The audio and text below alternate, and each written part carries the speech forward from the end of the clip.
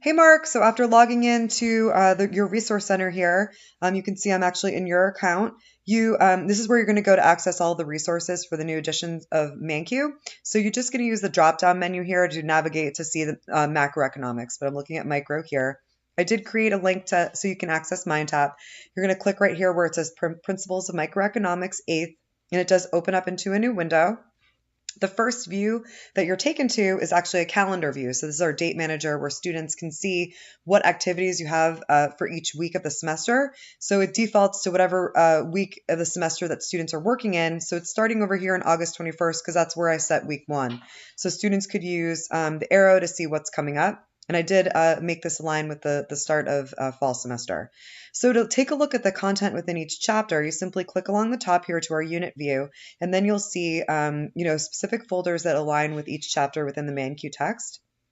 So we start off, if you open up this first folder, these are activities that help students learn how to use the program. So especially for an online class where your students are going to have to teach themselves, we've got activities that will help them acclimate to doing the homework and using the MindTap for ManQ so that they really can get the most out of it, and then they don't have to ask you some of those questions.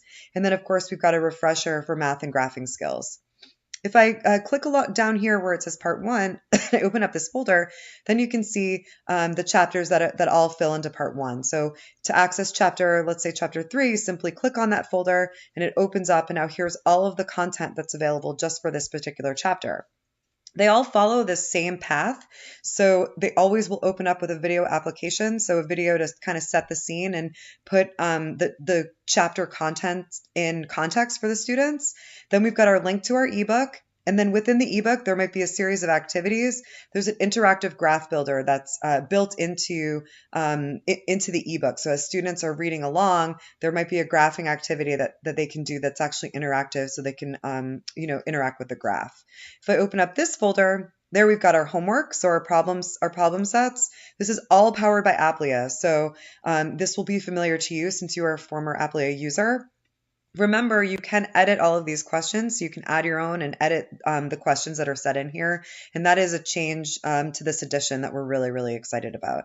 If I open up this folder, I've got specific video walkthrough problem walkthroughs for students. So if they're, particularly have trouble with the specific content within the chapter, in chapter 3 alone, there are 3 video walkthroughs, and they do give them the time spent for each one. So it lets them know that, this one's 5 minutes and this one's a little bit longer at 10 minutes. These are all closed captioned and provide a transcript for ADA compliance.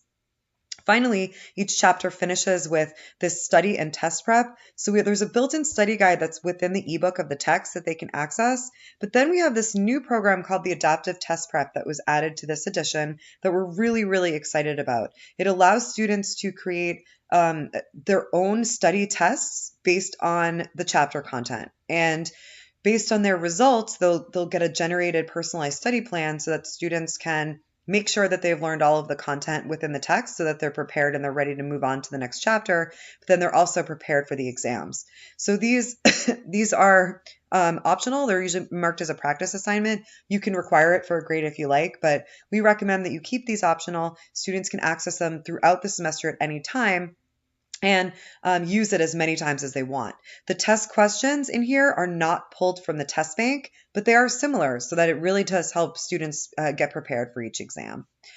To go back, you simply use this back button, and then you can navigate to later chapters and preview the content in a different chapter. And you can see I just selected chapter 8. It does follow that similar path, but in this chapter, we've got 3 graph builder activities. And then if I open up the problem walkthrough, this one also has 3 in there. So might be a little bit of variation within each chapter, but they do follow all of the similar path.